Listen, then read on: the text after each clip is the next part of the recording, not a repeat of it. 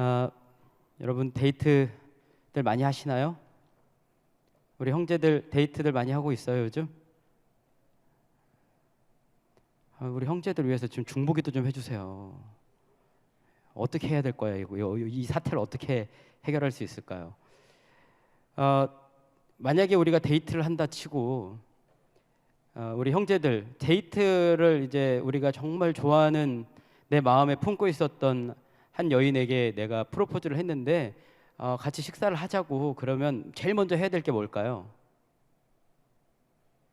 네? 대답을 안 하니까 연애를 못 하는 거 아니야 지금. 뭘 해야 돼요? 제일 처음에 뭐 해야 돼? 답답해 죽겠어. 대답을 좀 해.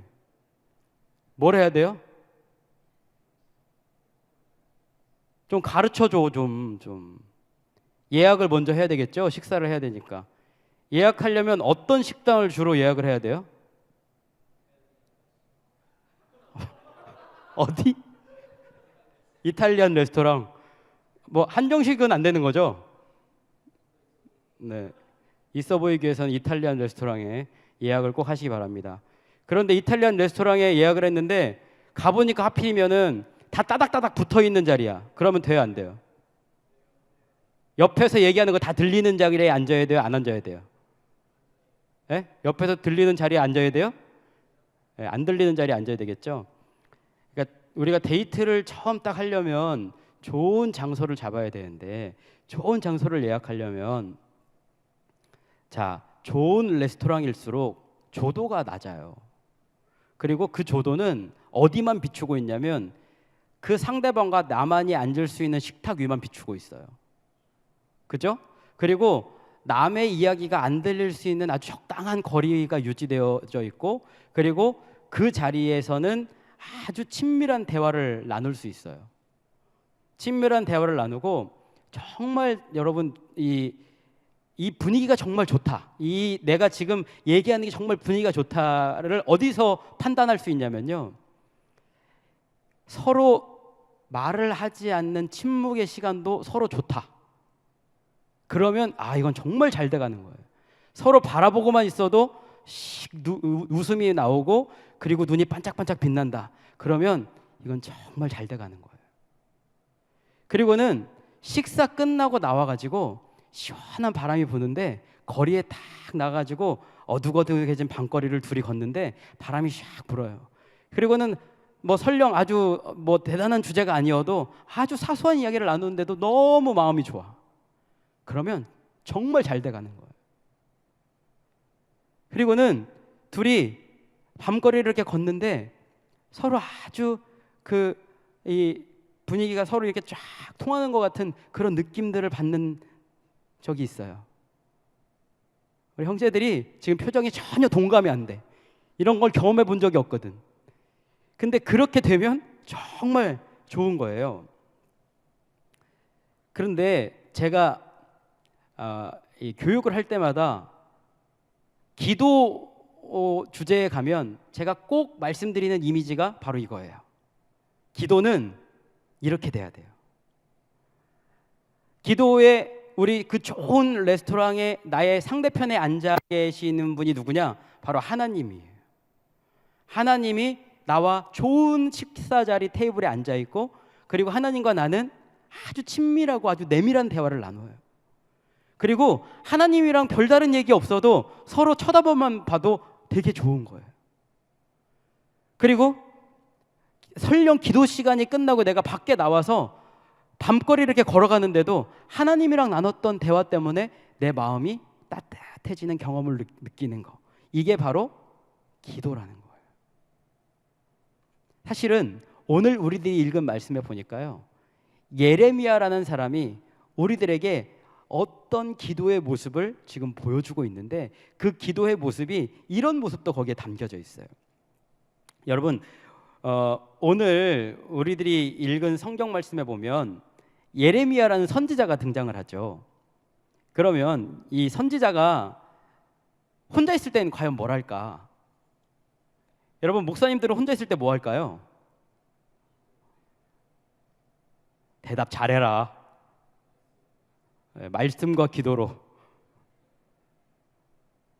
목사님들도 혼자 있을 때 말씀과 기도로 묵상하겠죠. 네, 그럴 거라고 믿습니다. 예레미야라는 사람이 혼자 있을 때 뭐 하나 제가 들여다봤어요. 쫙 엿보니까 이 사람이 하고 있는 게 있더라고요. 이 사람은요, 사람들이 없어, 주변에 사람들이 없는데 혼자 뚝 떨어져서 뭘 하고 있냐면 하나님께 기도하고 있어요. 이게 예레미야가 혼자 있을 때 하던 일이라고요. 예레미야라는 사람을 보니까요, 이 사람이 하나님에 대한 이야기를 하지 않아요. 가끔 신학대학에 가보면요, 정말 경건한 친구들이 모여가지고 매점에 앉아서 가끔 얘기하는 걸 옆에서 엿듣는 경우가 있어요. 근데 그 친구들이 어떤 얘기를 하냐면 이런 얘기예요. 주님께서 나에게 이러이러한 말씀을 주셔서 내가 앞으로 선교사로 나가야 되겠어. 주님께서는 나를 사랑하셔서 내가 하나님께서 말씀을 주신 게 이러이러한 말씀이야. 그러니까 모여가지고 하나님에 대한 이야기들을 굉장히 많이 해요. 그런데 예레미야 보니까요, 친구들하고 만나서 하나님에 대한 이야기를 나눈 게 아니라 하나님과 얘기했어요. 이게 중요하더라고요. 또 여기 보니까요, 예레미야가 도서관에 앉아가지고 하나님에 대한 공부를 한 게 아니에요. 신학적인 지식을 습득하기 위해서 하나님은 왜 악을 창조하셨을까? 하나님은 왜 이 세계를 지으셨을까? 하나님이 지으신 인간은 과연 무엇인가? 이런 엄청난 주제를 가지고 이 사람이 공부한 게 아니고 뭘 했냐면 하나님과 인격적인 대화를 나누고 있었어요. 이게 바로 예레미야가 혼자 있을 때 한 일이더라고요. 여러분, 예레미야가 혼자 이렇게 앉아서 하나님께 나아가서 하나님이랑 대화하는 거, 다른 말로 하면 하나님께 기도하고 있는데, 하나님께 나아가 기도하고 있는 이 예레미야의 모습을 보니까 예레미야가 하나님께 나아가서 엄청난 미사여구를 써가면서 하나님께 기도하지 않았어요. 전능하시고 천지를 창조하시며 우리를 끊임없이 사랑하시는 하나님 아버지 감사합니다, 이렇게 하지 않았다는 거예요. 그냥 있는 그대로의 대화를 하나님께 얘기하기 시작했어요.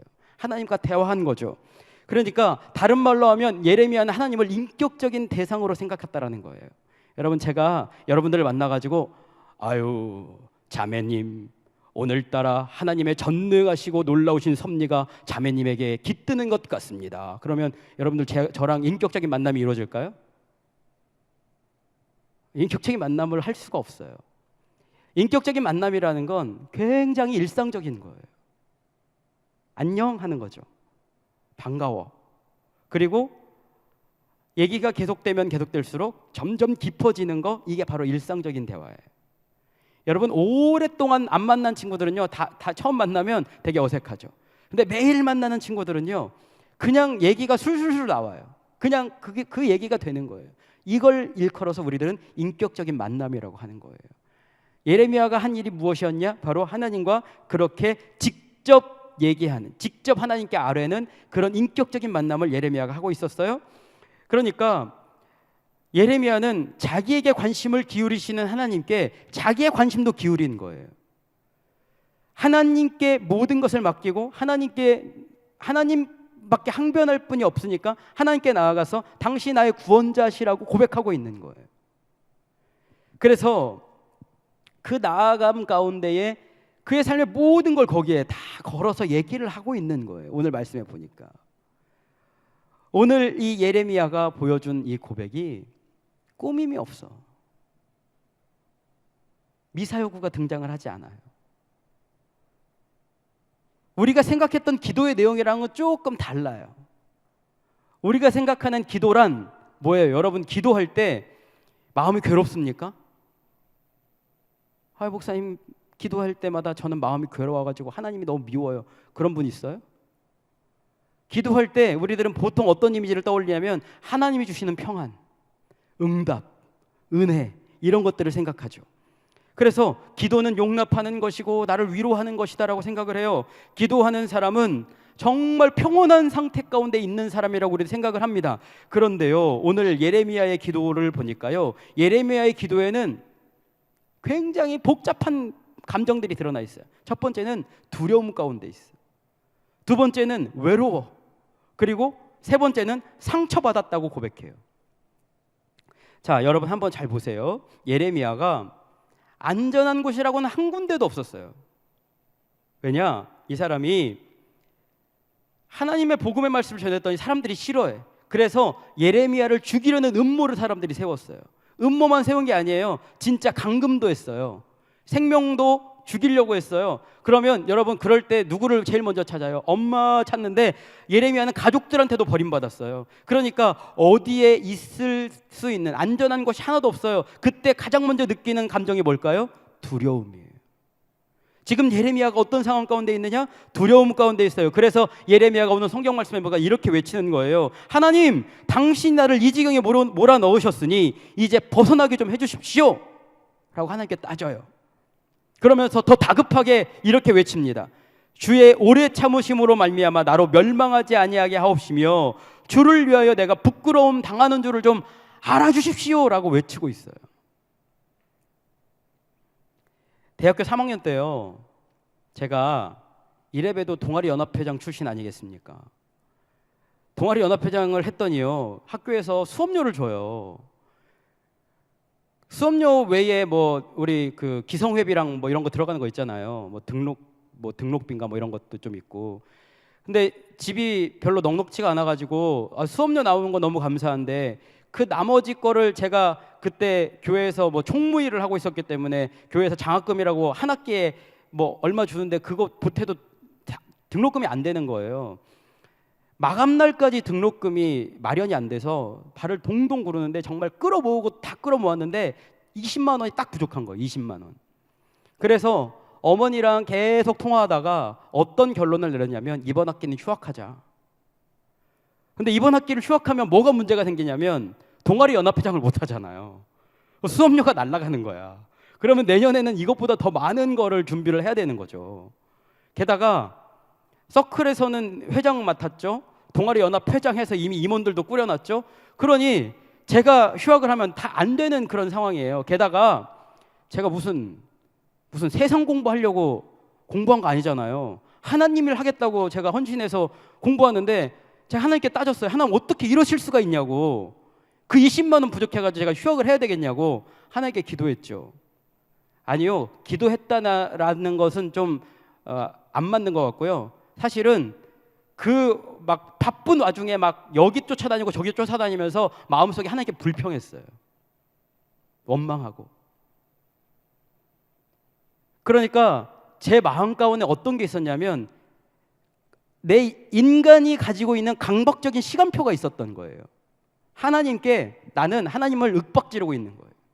하나님이 하실 일들을 얘기하고요. 심지어 하나님이 하실 시점까지 내가 얘기하고 있는 거예요. 하나님, 나에게 20만 원 없는데 마감 전까지 20만 원 내놓으십시오라고 얘기하고 있는 거예요.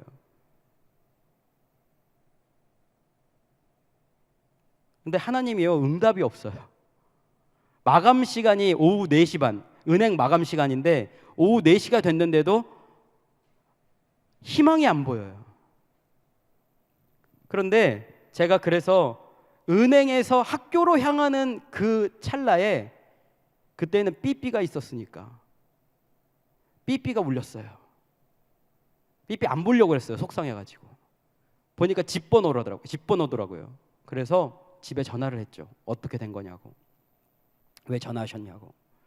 그때 어머니가 떨리는 목소리로 저한테 얘기를 하시는 거예요. 제가 고향이 전주 성결교회 출신인데 전주 성결교회에서 하필이면 올해부터 우리 교회 출신 신학생들한테 한 학기에 20만 원씩 장학금을 주기로 했다고 전화가 온 거예요. 그래서 정말 1원도 오차 없이 그때 가가지고 딱 입금된 거 확인하고 그때 등록했던 기억이 있어요. 이게 뭐냐면 내 강박적인 시간표와 하나님의 여유로운 섭리가 충돌이 돼요. 그런데 자꾸 우리들은 뭘 하냐면 하나님께 그걸 윽박질러요. 그런데 그때 우리들한테 필요한 건 뭐냐면 내가 급하고 느끼면 느낄수록 내가 정말 두렵고 떨리는 게 느끼면 느껴질수록 그때 우리들이 해야 될 일이 무엇이냐면 하나님의 여유로운 섭리를 기다리는 거예요. 하나님이 일하신다. 하나님은 함께 하신다. 하나님은 역사하신다라는 것을 우리들이 믿어야 된다라는 거예요. 여러분, 예레미야가 지금 보니까요, 핍박은 빠르게 다가오고 있는데 자기에게 응답이 없는 것처럼 보이는 거예요. 그러니까 하나님께 막 윽박 지르고 있는 거예요. 그때 비로소 기도가 시작되는 거죠. 여러분, 밀란 쿤데라라는 이 작가를 혹시 아십니까? 참을 수 없는 존재의 가벼움이라는 책 혹시 아십니까? 그 책을 쓴 작가가 이 시를 쓴 게 있는데요. 그 시가 이렇게 되어져 있습니다. 한번 띄워줘 보실래요? 같이 한번 읽어보겠습니다. 시작. 시인이 된다는 것은 끝까지 가보는 것을 의미하지. 행동의 끝까지, 희망의 끝까지, 열정의 끝까지, 절망의 끝까지. 그 다음 처음으로 셈을 해보는 것. 그전엔 절대로 해서는 안 될 일. 왜냐하면 삶이라는 셈이 그대에게 우스꽝스러울 정도로 낮게 계산될 수 있기 때문이지. 그렇게 어린애처럼 작은 구구단 곱셈 속에서 영원히 머뭇거리게 될지도 모르기 때문이지. 시인이 된다는 것은 항상 끝까지 가보는 것을 의미하지. 이건 그 다음이에요. 나중에 띄워주세요. 네. 여러분, 이게 시인의 마음, 시인이 된다는 것을 제가 보면서 이게 기도자의 마음이었으면 좋겠다고 생각했어요. 기도자는, 기도하는 사람은요, 끝까지 가보는 사람이 기도자예요. 기도는 잠깐 앉았다 눈 감았다 뜨는 게 기도가 아니고 기도의 자리에 앉아서 하나님과 끝까지 가보는 거예요. 그게 바로 기도의 세계라는 거예요. 여러분, 예레미야가 보니까요, 하나님 앞에 가가지고 끝까지 몸부림쳤어요. 16절 17절 한번 보세요. 만군의 하나님 여호와여, 여호와시여, 나는 주의 이름으로 일컬음을 받는 자라. 내가 주의 말씀을 얻어먹었사오니 주의 말씀은 내게 기쁨과 내 마음의 즐거움이 오나 내가 기뻐하는 자의 모임 가운데 앉지 아니하며 즐거워하지도 아니하고 주의 손에 붙들려 홀로 앉았사오니 이는 주께서 분노로 내게 채우셨습니다. 여러분, 기도자가 지금 하나님께 나아가서 기도하는데 그의 인생에 있는 아주 내면의 아주 가장 깊은 곳을 고백하고 있어요. 왜냐? 이 사람이 처해 있는 상황을 지금 얘기하고 있는 거예요. 예레미야가 복음을 전했어요. 얘기를 했어요. 사람들한테 외쳤어요. 사람들이 성전에 나오면 우리 구원받는다, 헛된 환상 가운데 있었어요. 성전 앞에 서가지고 예레미야가 무슨 얘기했냐면 니네 성전이다 성전이다 아무리 외쳐도 여기에 구원이 없다라는 거예요. 구원받으려고 나온 사람들한테 교회에 나와서 예배 드려봤자 아무 소용없다는 얘기를 하고 있는 거예요. 진짜 예배는 하나님이 계신 곳, 하나님과 교제하는 그 자리에 있는 것이 바로 예배다라고 외치고 있는 거예요. 사람들이 다 비웃는 거죠. 심지어 그 당시에 사람들이 전부 다 야, 우리 아시리아한테 붙어야 돼 라고, 애굽한테 붙어야 돼 라고 얘기하고 있는 그 찰나에 예레미야만 아니다, 바벨론이 니네들을 덮칠 것이니까 바벨론에게 나아가야 된다라고 외쳤어요. 그러니까 사람들이 다 들을 때에 쟤 미쳤나봐 한 거예요. 미쳤나봐 한 정도가 아니에요. 지도자들이 민심을 교란한다 해가지고 이 사람을 가두려고 했던 거죠. 웅덩이에 던져서 죽이려고 했던 거예요. 그러니까 이 사람이 가족들도 버림받았죠. 친구들도 버림받았죠. 그리고 사람들도 자기를 조롱하죠. 외로움 가운데 있는 거예요. 외로움 가운데 있으니까 하나님께 지금 이렇게 황변하는 거예요. 어떻게 이러실 수가 있냐고, 저를 이렇게 외로움 가운데 왜 던져놓냐고 하나님께 지금 외치고 있다라는 거예요. 누구 때문에요? 하나님이 말씀을 전하라고 해서 얻은 결과가 바로 이거라는 거예요. 18절을 보세요. 한 걸음 더 나가요. 나의 고통이 계속하여 상처가 중하여 낫지 아니하면 어찌 됨이니까 주께서는 내게 대하여 물이 말라서 속이는 시내 같으리이까. 여러분, 예레미야가 하나님이 보여주시는 것들을 그가 낱낱이 봤어요. 그가 보니까 인간들이 본성이 추악해. 여러분, 여기 우리들이 그럴듯하게 앉아있지만요, 내 마음속에는 나쁜 것 투성이에요. 요즘 TV에 무슨 그 정치 토론 프로그램 많이 하잖아요. 그런 거 보니까 어떤 분이 그런 얘기 하더라고요. 사람은 명성만큼 추악하다라는 얘기 하잖아요. 그 다른 얘기로 하면 멀리서 보기에는 그럴듯해 보여요. 그런데 가까이 가서 보면 누구나 다 악취 안 나는 사람이 없는 거예요. 이게 인간의 본성이라는 거예요. 이 인간의 본성을 예레미야가 보니까 분노가 치밀어 치가 떨려요. 그리고 여기에 보니까 사람들한테 외면당하는 상처 이루 말할 수가 없는 거예요. 제가 군에 있을 때 군종병이었어요. 이래봬도 군종병이었는데 부대 목사님이 새벽 기도를 안 나오시고 저한테 꼭 새벽 기도를 하라고 그러는 거예요. 저는 사실 근무도 섰거든요. 근무 2시간 쓰고 오고 초소방문 2시간 하고 오면 사실은 새벽 2시가 될 때도 있어요. 그러면 새벽 2시에 2시간 반 자고 4시 반에 나와가지고 새벽 기도 인도하는 거예요. 그러고 가면 내가 그러면 가서 한 2-3명이라도 앉아있겠지. 가서 보면 한 명도 안 앉아있어요. 그럼 혼자 가가지고 찬양 부르면요, 찬양 부를 때 눈물이 흘러. 왜 눈물이 흐르는지 아세요? 은혜 받아서가 아니고요, 서러워서. 잠도 못 자고 나왔는데 아무도 없어. 그러니까는 찬양을 막 디립다 큰 소리로 혼자 부르는 거예요. 제 목소리의 한 50%는 군대 때 완성이 된 겁니다. 제가 새벽에 나가가지고 아무도 없어가지고 맨날 찬양하다가 제 목소리가 이렇게 된 거예요. 그러니까 그 아무도 듣지 않는 곳에 외쳐야 된다라는 거 이루 말할 수가 없는 거예요. 그 상처 말할 수가 없는 거예요. 예레미야는 저보다 더 했거든요. 사람들이 조롱하고 비난하는 그 자리에서, 사람들이 막 아우성치는 그 자리에서 이 사람이 외쳐야 되는 그 아주 처절한 상황 가운데 놓여 있었던 사람이에요. 그러니까 하나님께 뭐라고 얘기해요? 하나님은 속이는 시내와 같습니다라고 얘기한 거예요. 사막에 가면 물이 흘렀던 자리를 멀리서 보면 물이 흐르는 것처럼 보여요. 그래서 사람들이 거기 물이 있는 줄 알고 막 달려가 보면 그냥 바짝 말라있는 땅이에요.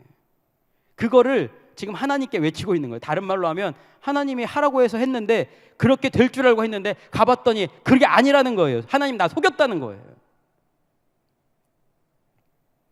여러분, 이런 감정들은요, 누구나 다 느껴요.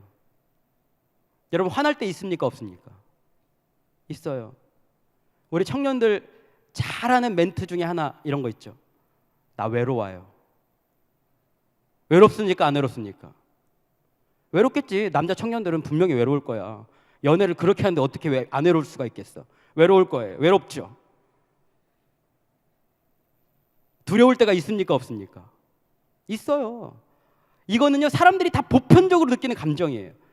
두렵고 화나고 외로운 거. 중요한 건 예레미야는 달랐다는 거예요. 똑같이 느꼈지만 이 문제를 가지고 사람에게 간 것이 아니고요, 이 문제를 가지고 하나님께 간 게 중요하다라는 거예요.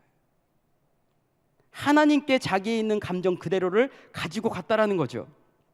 여러분, 이렇게 하나님의 관계 속에서 내 삶에 일어나는 모든 것들을 바라보기 시작하는 순간, 그때부터 하나님은 일하시기 시작하는 거예요. 기도의 세계는요, 내가 일하는 게 아니에요. 하나님이 일하시는 게 기도의 세계예요. 기도 가운데 젖어들기 시작하면요, 하나님이 내 삶을 막 다루시고 만지시는 것들을 우리들이 경험할 때가 있어요. 말씀을 보세요. 예레미야가 말하는 게 딱 중단됐어요. 예레미야의 말이 마치니 그 이후에 하나님이 예레미야 말이 딱 끝나고 나니까 하나님이 응답하시기 시작하는 거예요. 말이 끝나자 하나님이 이렇게 말씀하십니다. 네가 만일 돌아오면 내가 너를 다시 이끌어 내 앞에 세울 것이며, 내가 만일 헛된 것을 버리고 귀한 것을 말한다면 너는 나의 입이 될 것이라. 그들은 내게로 돌아오려니와 너는 그들에게도 돌아가지 말지니라. 제가요, 가끔 신방하느라고 카톡을 띄우잖아요. 카톡이 정말 상처받는 거예요. 우리 순장들 알 거야. 카톡을 띄웠는데 아무도 답장을 안 해. 응답 없는, 대답 없는 카톡. 정말 이루 말할 수 없는 상실감입니다. 진짜 그거 읽었는데 답을 안 하잖아요. 그건 더 열받아요. 차라리 읽지 않았더라 하면 안 읽었으니까 답을 안 하고 나오는데, 읽었는데 답을 안 하는 건 정말 미치겠어요. 또 청중이 없는 설교. 청중이 없는 설교는요, 여기에 사람들이 앉아있다고 해서 그게 다 청중이 아니더라고요. 제가 아무리 말씀을 전해도 다 옆에 사람이랑 얘기하고 있고, 주보에다가 서로 대화 나누고, 너 오늘 뭐 먹으러 갈 거야? 떡볶이 먹을까? 거긴 좀 맵던데? 이런 거 하면 그거 청중이 없는 거예요. 반응 없는 찬양. 찬양을 부르는데 뒤에서 여러분들 찬양한 제 뒷모습 보신 적 있습니까? 찬양할 때 뒷모습 보면요 전부 다 이러고 있어요. 이 짝다리는요 다른 말로 하면 나는 정말 찬양하기 싫다 이거죠. 빨리 앉았으면 좋겠다는 거예요. 난 다리가 너무 아프다. 아무도 반응이 없어요. 그 신나는 찬양을 하는데 다 이러고 있는 거예요. 그러면 앞에서 찬양 인도하는 사람은요 정말 은혜를 받는 게 아니고요 등에서 식은땀이 쫙 흐르는 거예요. 정체되어 버린 성장. 청년부 열심히 기도했어요. 우리 신장들이 모여서 열심히 기도했는데 성장이 되지 않아. 그러면요 사역하는 이들이 상심할 수밖에 없어요. 그런데 예레미야는 이것보다 훨씬 더 심각한 상황 가운데 있었어요.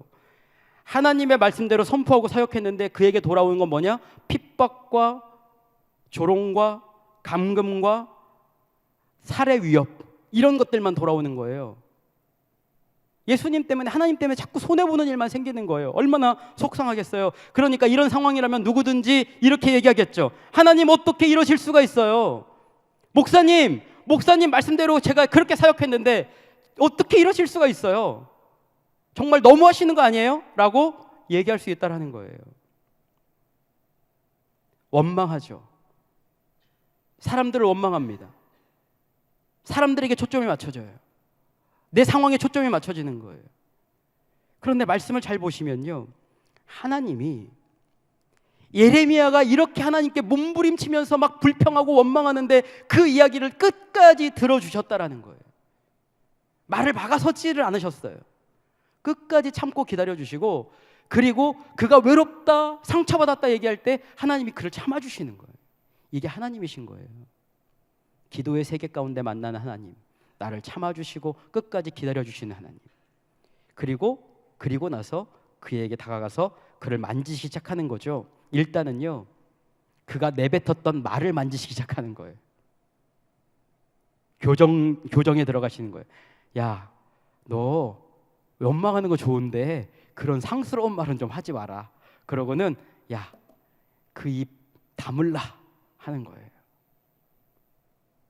그리고는 하나님께서 입을 다물게 하시고 나서 그에게 은혜가 무엇인지를 깨닫게 하시는 거예요. 여러분이 말씀을 잘 보세요. 예레미야가 하나님께 대하여 어떤 논리를 내세웠냐면 이런 논리를 내세운 거예요. 하나님 내가 이렇게 했으니까 하나님이 이러이러한 것들을 해주셔야죠 라고 얘기한 거예요. 이거는요 인간들 세계에서 얘기하는 보상 논리예요. 우리 젊은 청년 때부터 이런 거 잘하죠. 내 친구가 나한테 이런 도움 줬으면 나도 그 친구한테 그만큼 도움을 주는 거예요. 그게 이제 발전되면 내 결혼식에 왔으니까 나도 그 결혼식에 가는 거예요. 내 돌잔치에 왔으니까 나도 그 돌잔치에 가는 거예요. 이게 인간들이 하는 보상 논리예요. 그런데 하나님은 그런 논리로 움직이시는 분이 아니에요. 하나님은 내가 한 것 없는데 주시는 분이 하나님이에요. 예레미야가 지금 그런 얘기하고 있으니까 야 그런 거 아니야. 하나님의 세계, 나와 사역하는 세계는 그런 세계가 아니야. 내가 뭔가 했기 때문에 주어지는 게 아니라는 거예요. 그걸 교정하고 계시는 거예요. 다른 말로 하면 다른 것 바라보지 말고 하나님이라는 우선순위를 딱 놓으면 나머지를 채우시는 하나님을 바라보라는 거예요. 우선순위를 바꿔주시는 거죠. 여러분, 여러분들의 인생에 이런 은혜가 있는 거예요. 하나님께 내 삶에 초점을 맞추면 뭐라고요? 하나님께 내 삶에 초점을 맞추면 나머지는 하나님이 책임지신다. 이게 바로 하나님 세계의 논리예요. 그러니까 하나님께 내가 이렇게 했으니까 이렇게 해주세요. 이거는요 얘기가 안 되는 거예요. 저희 아이들이요 저한테 와가지고 아빠 제가 이불 갰으니까 한번 와서 보세요. 저 칭찬해 주세요 라고 얘기하는데요. 가서 갠 거 보면요 가관이에요. 우리 똑같아요. 하나님이 얼마나 위대하신 분인데 여러분들이 하나님 앞에 가가지고 하나님 저 60일 작정해가지고 무려 일주일이나 나갔는데 제가 그만큼이나 했는데 하나님 저한테 복 주셔야죠 라고 얘기하면 60일도 하나님은 잘 안 보이실걸요? 그런 보상 논리에서 벗어나라는 거예요. 은혜의 세계로 가라는 거죠. 지금 예레미야에게 그 우선순위를 바꿔주고 계시는 거예요. 박노해 시인의 시에 보면요 이런 시가 있어요. 아까 보여주시려고 했던 거 좀 보여주세요. 같이 한번 읽어볼게요. 한 번은 다 바치고 다시 겨울나무로 서 있는 벗들에게 저마다 지닌 상처 깊은 곳에 맑은 빛이 숨어 있다. 첫 마음을 잃지 말자. 그리고 성공하자. 참혹하게 아름다운 우리. 여러분, 첫 마음을 회복할 수 있는 사람이니까, 첫 마음에 대해서 얘기할 수 있는 사람이 어떤 사람이냐? 한 번은 다 모든 걸 불태워본 사람만이 첫 마음을 얘기할 수 있다는 거예요. 예레미야에게 있어서 그가 하나님께 끝까지 매달린 거예요. 기도의 세계에 접어들어서 막 할 수 있는 원망, 할 수 있는 자기의 상처를 하나님께 다 가지고 나와가지고, 하나님 저 막 미치겠어요. 저 외로워 죽겠어요. 하나님 제가 너무 분노가 치밀어서 어떻게 할 수가 없어요. 하나님 앞에 나와서 막 몸부림쳤어요. 끝까지. 그러니까 하나님께서 그 끝까지 몸부림친 사람을 통하여서 어떤 역사를 일으키시냐면 첫사랑을 회복시키는 역사를 만들어 가시는 거예요. 제가 대학원 마지막 차수 때 목회를 해야 되나 말아야 되나 굉장히 고민을 많이 했어요. 왜냐면요, 여러분들이 보셔서 뭐 지금보다 훨씬 더 대학원 마지막 차수 때는요, 제가 거의 나이트클럽 앞에 서 있는 기도와 같았어요. 이거보다 훨씬 더 뚱뚱했었고요. 머리도 거의 스포츠형으로 밀고 다녔기 때문에 남들이 보기에 네가 사역자가 된다라는 건 외모만큼 너의 성품도 힘들다라고 얘기하는 분들이 간혹 있었어요. 근데 제가 저를 생각해봐도 저는 그럴 만한 제목이 되지 않는 그런, 왜냐하면 아직도 모난 게 굉장히 많아요. 그렇게 고민하고 있던 찰나에 하나님께 몸부림치면서 기도하는데 하나님께서 그때에 저에게 딱 하나 보여주신 게 있어요. 그게 뭐였냐면, 중학교 2학년 때, 그때는 왜 그랬는지 몰라, 찬송가 천부의 의지 없어서 손 들고 옵니다. 그 찬양을 부흥 강사 목사님이 와가지고 수련회 때 반주도 없어. 그때 큰복 치면서 찬양했거든요. 큰복 치면서 그걸 찬양하는데 그때 왜 이렇게 눈물 콧물이 다 쏟으면서 막 계속 그 찬양 반복해서 부르시는데, 정말 눈물 콧물 다 쏟으면서 하나님 제가 하나님께 헌신할게요. 그 장면을 그때 딱 보여주시는 거예요. 다른 말로 하면 하나님이 저에게 얘기하셨던 건 뭐냐면 첫사랑을 좀 회복했으면 좋겠다라는 거예요. 오늘 예레미야에게도 똑같은 하나님의 터치가 있는데, 하나님께서 몸부림치는 예레미야를 향하여서 내가 너와 첫사랑을 회복하기를 원한다라고 말씀하고 있는 거예요. 그래서 여러분, 오늘 우리들이 읽은 20절 21절 말씀에 보니까요, 이렇게 나와 있습니다. 내가 너로 이 백성 앞에 견고한 노성벽이 되게 하리니 그들이 너를 칠지라도 이기지 못할 것은 내가 너와 함께하여 너를 구하여 건짐이라. 여호와의 말씀이니라. 내가 너를 악한 자의 손에서 건지며 무서운 자의 손에서 구원하리라. 이게 바로 예레미야에게 주신 말씀인데, 여러분 놀라지 마세요. 이 예레미야에게 주신 이 말씀이 예레미야가 처음 하나님께 젊은 날 부름받았을 때에 들렸던 말씀과 똑같은 말씀이라는 거 아니겠습니까? 그러니까 지금 하나님은 예레미야를 부르시면서 너와 첫사랑을 회복하기를 원한다. 첫사랑은요, 눈먼 사랑이에요. 사랑 때문에 열정을 불태우는 사랑이에요. 아무리 먼 거리도요, 첫사랑 때문에 뛰어가서 그 사람 뒷모습만 보고 와도 가슴이 뛰는 게 첫사랑이에요. 하나님이 그 사랑을 회복했으면 좋겠다라는 거예요. 여러분, 하나님이 여러분들에게 지금 첫사랑을 좀 회복하자고 말씀하신다고요. 왜 이렇게 식었어요? 왜 이렇게 가라앉아 있어요? 하나님 여러분들 부르시잖아요. 좀 기도의 세계로 나아오라고. 너 처져 있는 마음, 한계를 느끼고 있는 너의 인생의 문제들, 그리고 두렵고 떨리는 마음들, 분노가 치밀고 외로워하는 마음들, 상처 입은 마음들 좀 가지고 오라는 거예요. 그러면 하나님께서 너희들의 삶을 교정하시고 거기에서 첫사랑의 은혜를 회복하시겠다라고 지금 말씀하시잖아요. 그래서 오늘 하나님이 말씀하시는 이 구원의 차원이요, 세 단어가 나와요. 너를 구하며, 너를 건지며, 너를 구원하리라. 다른 말로 하면 예전보다 훨씬 더 강하게 만들어 주시겠다라는 거예요. 첫사람이 회복되면. 공진영 씨가 쓴 우리들의 행복한 시간이라는 책을 보면요, 거기에 이런 글이 나와요. 사람도 나무처럼 1년에 한 번씩 죽음 같은 긴 잠을 자다가 깨어나면 좋겠다는 생각이 들었다. 그렇게 깨어나 연두빛 새 이파리와 분홍빛 꽃들을 피우며 처음부터 다시 시작하면 좋을 것 같았다. 우리 인생 다시 시작했으면 좋겠다고 느끼는 적이 가끔 있죠. 나 처음 초등학교로 돌아가면 공부 열심히 할 텐데, 중학교 때 가면 공부 열심히 할 텐데, 나 다시 사랑하면 그때처럼 찌질하게 안 할 텐데, 이런 생각 많이 할 수도 있어요. 근데 여러분, 사람은 그런 걸 할 수 있는 능력이 없잖아요. 그런데 오늘 하나님이 그 일을 하시잖아요. 기도의 세계에 들어오면 하나님이 내 인생을 다시 시작하시는 거예요. 갱신하시고 우선순위를 회복하시고 거기에 하나님의 첫사랑을 주시는 은혜를 하나님이 여러분들에게 주시겠다라는 거예요. 어디에 들어오면 하나님과 사쉼없이 나누는 저녁 식사 자리, 그 식탁 안에, 그 기도의 자리에 나오면, 꾸미지 말고 하나님께 얘기하면. 여러분, 기도는 의례적인 행위가 아니에요. 미사여구 얘기하는 거 아니에요. 기도는 하나님께 나와서 몸부림치는 거예요. 하나님께 내 인생에 있는 나의 아주 사소한 문제들까지도 하나님께 울며불며 얘기하는 거예요. 끝까지 매달리는 거예요. 그때에 하나님께서 우리들의 인생을 만지시고 나의 삶을 갱신하시고 새롭게 하시고 첫사랑을 회복하시는 거예요. 그리고는 여러분들로 하여금 하나님의 역사의 중심에 설 수 있는 하나님의 도구로 여러분들을 세우시는 거죠. 뭘로? 오늘 성경 말씀의 결론, 예레미야 너를 노성벽처럼 세우겠다. 여러분, 그 당시에 최고로 강한 물질, 철과 놋이에요. 이거는 다른 말로 하면 기도하는 사람은, 하나님과 첫사랑을 회복하는 사람은 노성벽처럼 강하게 만드시겠다. 이게 바로 하나님의 약속의 말씀이라는 거죠. 그렇게 되기를 원하십니까? 그러면 하나님께 나아가서 기도하십시오. 기도하는 그 자리에 하나님께서 여러분들의 그런 은혜를 주실 줄로 믿습니다. 같이 기도하겠습니다.